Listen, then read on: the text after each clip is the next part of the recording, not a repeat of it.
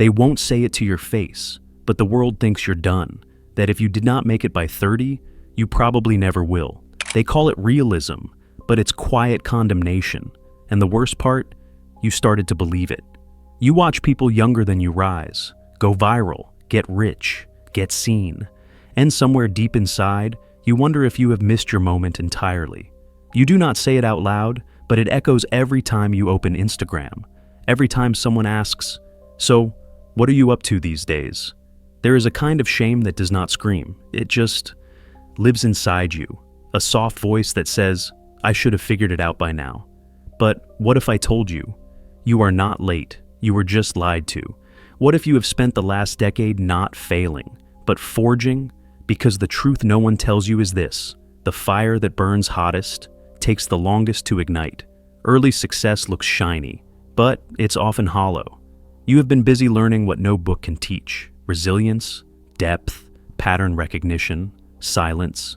The world worships youth because it's loud, but it's the late bloomers who change everything, quietly, deliberately, permanently. You are not behind, you are becoming. Because after 40, you stop chasing praise, and you start building legacy. And maybe, just maybe, this delay was protection. You were not meant to rise when your ego was still fragile. You were meant to rise when your roots were deep. The world measures you by clocks, but clocks do not measure awareness. So, if you have ever looked in the mirror and felt that burning question, why does it feel like something inside me is still waiting? This video is your answer, because now it's time, not to catch up, but to arrive. There is a lie so common, so quietly reinforced, that most people never notice when they have accepted it. It does not shout, it whispers, and it sounds like this: you should have figured it out by now. You are too old to start over. That ship has sailed. You hear it in family dinners, in casual conversations, in the way someone says, "He is still chasing that," as if ambition had an expiration date. No one ever says it directly, but it is written everywhere, in Hollywood, in job applications, in the tech industry's obsession with 20-year-old billionaires. The message is simple: if you have not succeeded by 30, you are already late. And if you are over 40 and still evolving, still dreaming, still trying, the world does not see that as strength. It sees it as failure dressed in delusion. But let's pause. Who taught us that life peaks in our youth? Who decided that your best ideas, your sharpest insights, and your most impactful years had to happen before the age when your brain even fully matures?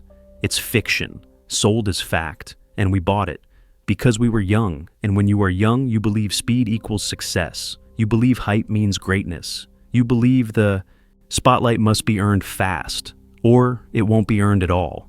And so we sprinted, not to build something real, but to catch up with everyone else's timeline.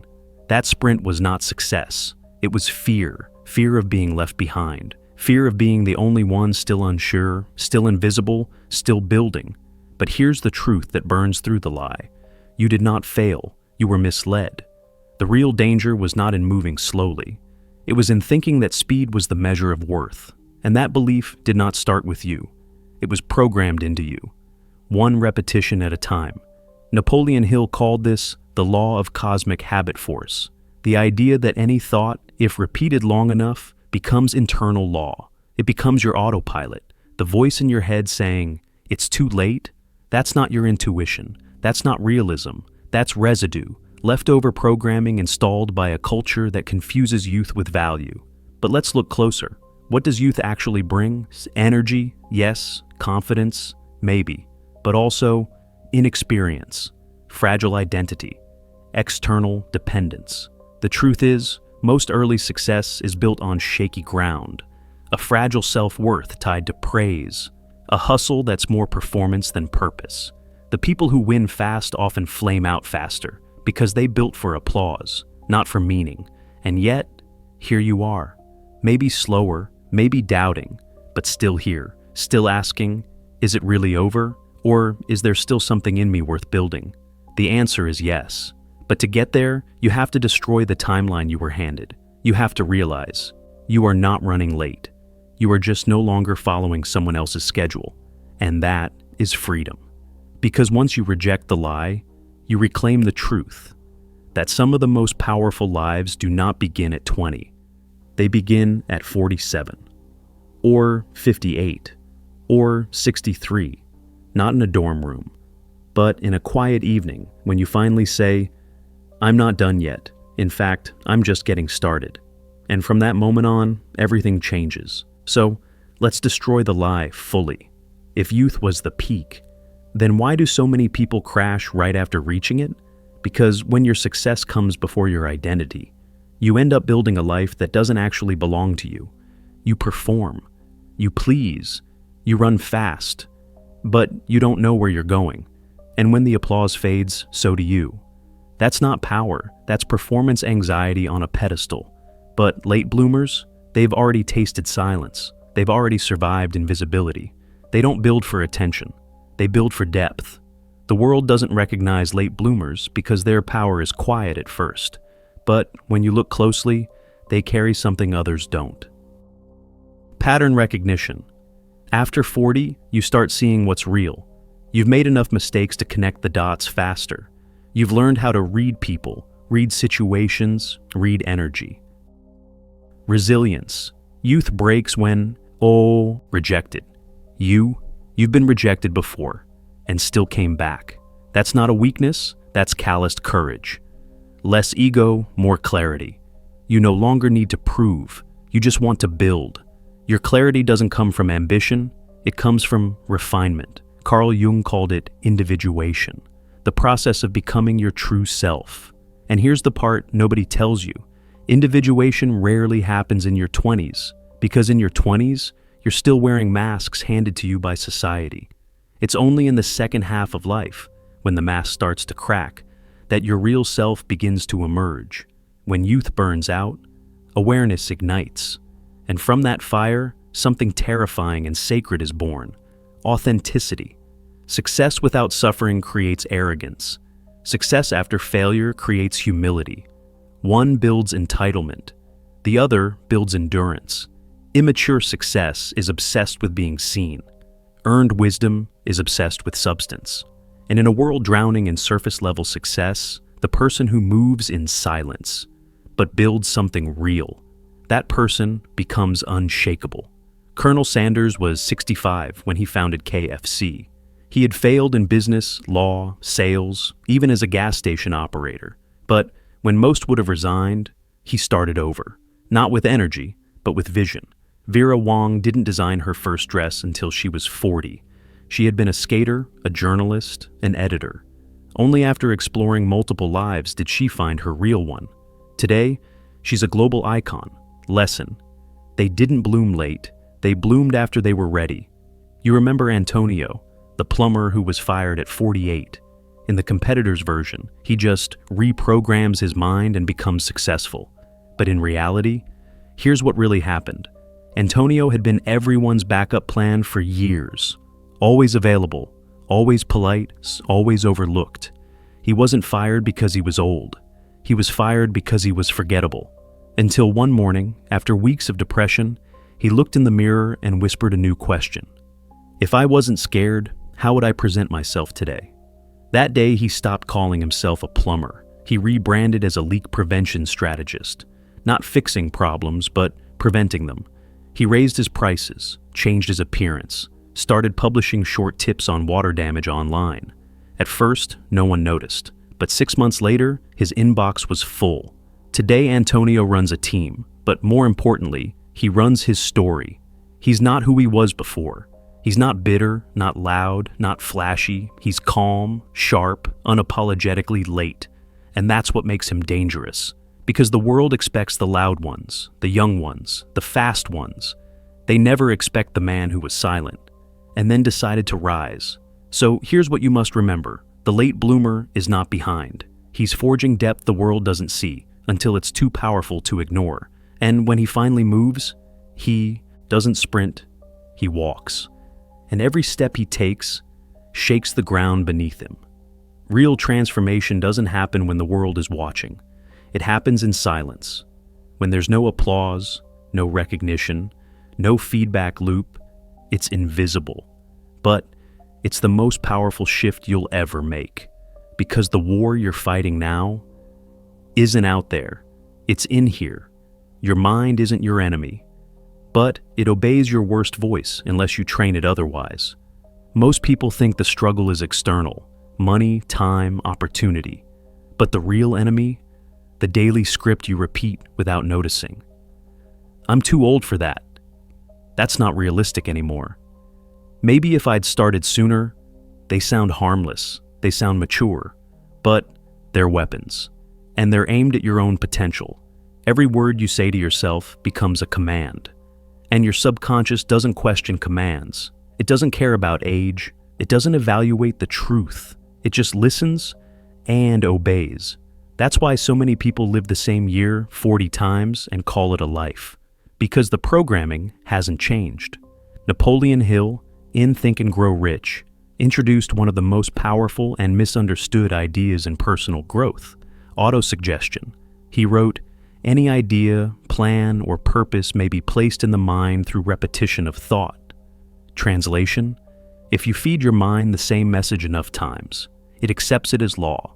Most people have been practicing autosuggestion their entire life, but not with affirmations, with self-sabotage. They've rehearsed their limitations so often that they've turned them into a personality. I'm just not good with money. I've always struggled with confidence. I'm not a risk taker. Number, you just practice that identity longer than you practice the one you actually want. At first, your new thoughts will feel fake. They're supposed to. You'll say, "I am ready, I am wise, I am capable." And a voice will respond, "Yeah, right." But here's the truth. Feeling fake is the first sign you're saying something new. It's not delusion, it's unfamiliarity.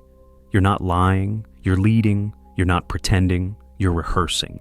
Every powerful identity begins with practice. Every powerful belief begins with resistance. Old script, "I'm too late. No one will take me seriously. There's no time left." New script, "I'm not late. I'm precisely on time. My scars are experience. My delays are depth. I'm not behind. I'm prepared." You don't need to believe it fully at first. You just need to say it daily, deliberately, even if your voice shakes, because eventually, the old self gets tired, it stops arguing, and that's when the new self starts to take over. The old you won't die dramatically. There won't be fireworks. No one will throw a party. It'll happen slowly, quietly, one decision at a time. One morning where you get up even though you feel defeated. One no to the old comfort. One yes to the unfamiliar discomfort that feels like growth. And then one day, without realizing it, you'll notice the silence inside you sounds different. It doesn't mock you anymore. It mirrors you. It doesn't pull you back. It prepares you forward. That's when you'll know the shift has begun. Not because the world changed, but because you stopped obeying the version of yourself that never believed in you. And from there, there's no going back. You can't evolve surrounded by decay. That's not a metaphor, it's a law. You can read all the books, reprogram your self-talk, visualize your rebirth every morning. But if you go back to a room full of voices that speak in limitation, fear, and resignation, you will sink. Not because you're weak, but because environment always wins over willpower. Toxic environments rarely look toxic. They look like comfort, like old friends, like familiar routines. You laugh together. But listen carefully to what's being said. At our age, you can't expect that anymore. It's too risky to start something now. Be realistic. These aren't opinions, they're viruses, spoken softly enough that you don't notice, until they've taken root in your identity. You don't become toxic overnight. You absorb it, one quiet phrase at a time. Now, let's be clear.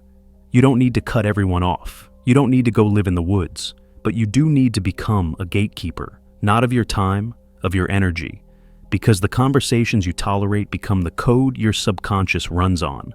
You think you're being polite by sitting through another rant about how life is over after 40. You're not being polite, you're being programmed. And there's a difference between setting emotional boundaries and suppressing your emotions. Boundaries say, "I still care about you, but I can't afford your influence right now." Suppression says nothing. It just sits in silence, absorbing the poison with a smile. You're not meant to carry other people's decay, especially when you're finally beginning to clean your own. Napoleon Hill didn't sugarcoat it. You become the average of the 5 people you spend the most time with, not just financially, mentally, energetically, spiritually. If you surround yourself with people who speak limitation, you will think in limitation. If your closest relationships are built on regret and nostalgia, your mindset will be built on decay. Your subconscious is listening, not just to you, but to everyone around you. And every repetition you hear is a seed. If you're not careful, you'll wake up one day in a garden of beliefs you never chose, but inherited. Imagine a single drop of water, harmless, software, unthreatening. Now imagine that drop falling on the same spot of stone, every day, every hour, for years. What happens? It carves it, not with violence, but with repetition.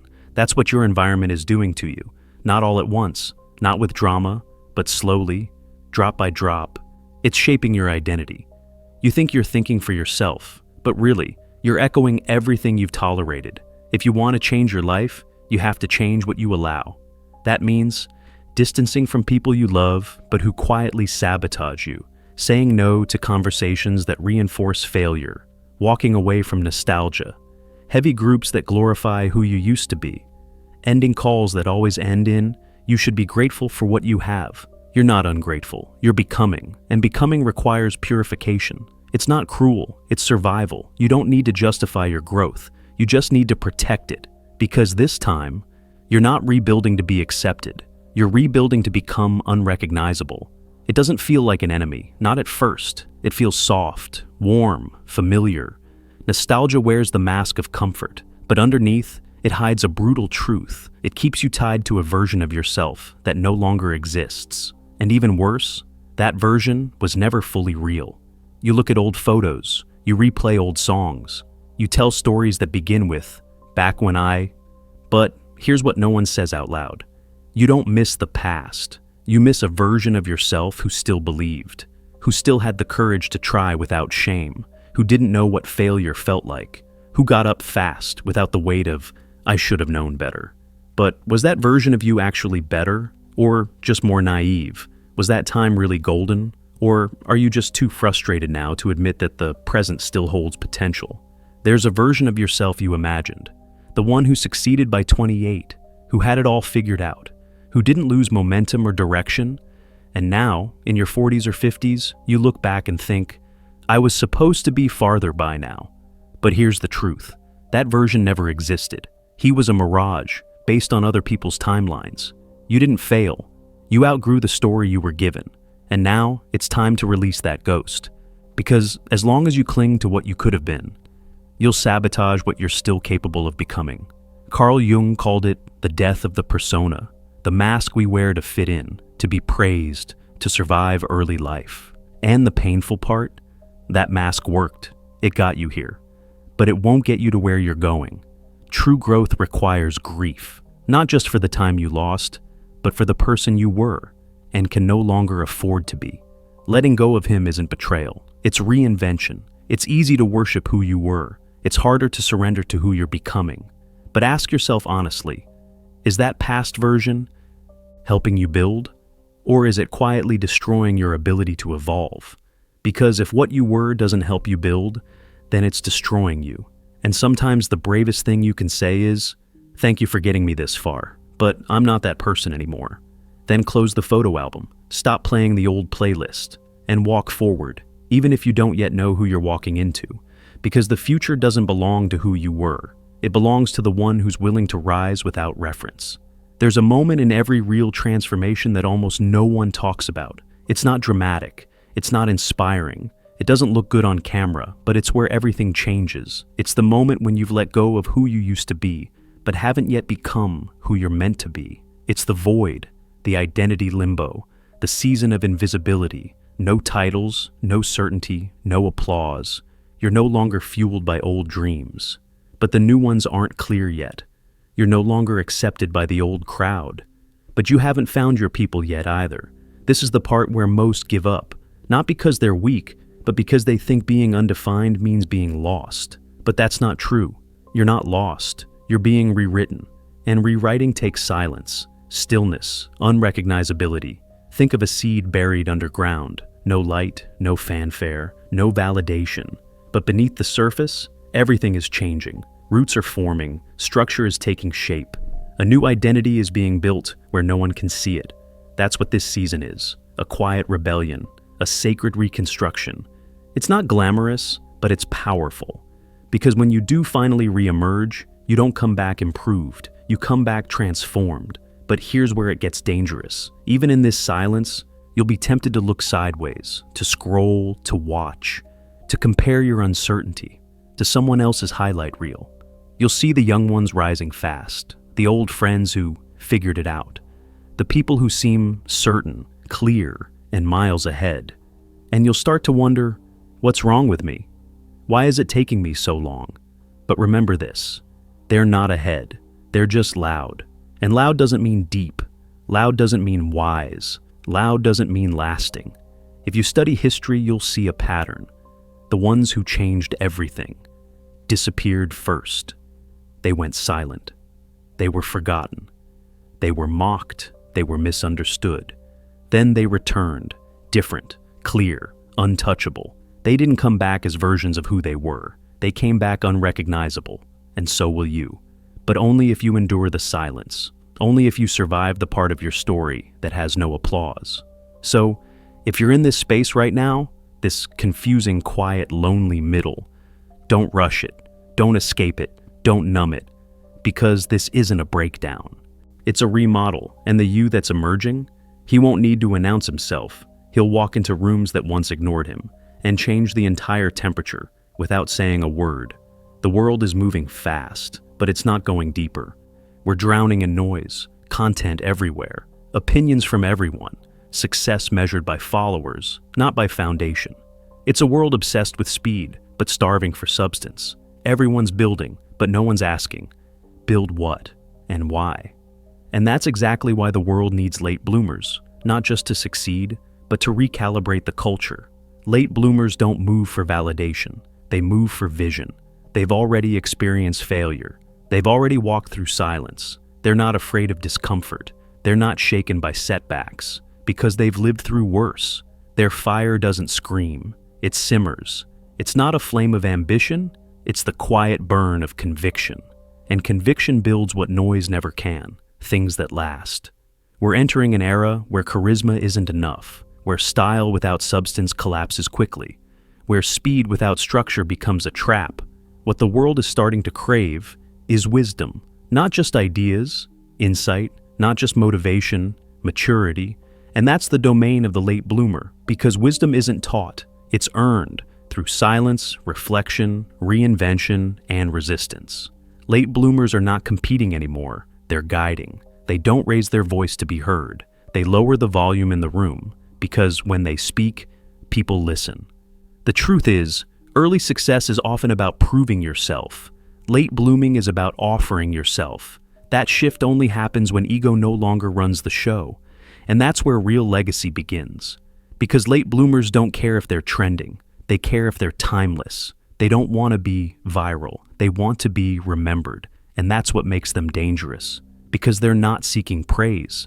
They're answering a calling. So, here's what you need to know. You're not late. You're refined. You're not old. You're initiated. The fire that took longer to light burns hotter, burns wiser, burns longer. And the world, this chaotic, overstimulated, distracted world, needs that fire more than ever, not to make noise, but to build what's next. And you're not here to catch up. You're here to redefine the standard. It won't happen in front of an audience. There will be no spotlight, no applause, no one clapping when you finally start to change. That's how you know it's real. Because rebirth doesn't begin when people notice. It begins the moment you decide, not decide to try, or to dabble, or to wish, but to rebuild, brick by brick, belief by belief, day by day, in silence. And yes, it will be lonely. Not because you're forgotten, but because no one recognizes who you're becoming yet. That's how real transformation works. First, it feels like disappearance. Then, emergence. You'll get no trophies for healing, no viral moment for doing the inner work. But that's the price of becoming something deeper. Not decorated, but defined. Because here's what you must understand. Time is not your enemy. Comfort is. Comfort keeps you looping. Comfort keeps you apologizing. Comfort keeps you chasing a life built by other people's rules. But coherence? That's different. Coherence is when the inside finally matches the outside. When you stop faking strength because you've forged it. When you no longer talk about who you're going to be because you're already walking it. So if you're quiet right now, if you're off the radar, if no one sees the work you're doing, good. Stay there. Let the silence be your strategy. Let the doubts build pressure.